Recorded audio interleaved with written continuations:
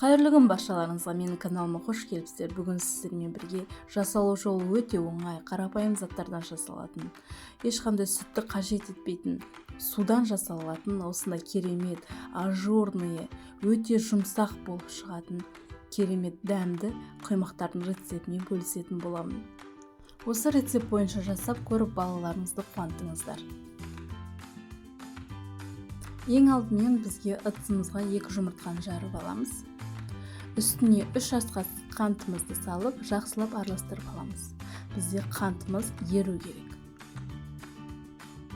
Осының үстіне 250 грамм су құямыз. Жылы бөлме температурасындағы суды құятын боламыз.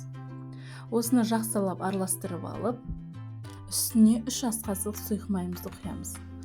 Тағы да жақсылап араластырып алып, үстіне барлық ұнымызды толығымен салып жібереміз. Жақсылап араластырамыз, ешқандай іртігі қалмау керек. Бізде осындай қою, бір қаймаққа ұқсайтын масса шығады. Бізге енді 250 грамм қатты ыстық су керек, қайнап тұрған. Осының үстіне 1 шай қасық разрыхителіміз салып жібереміз. Осындай кішкене көпіршиді.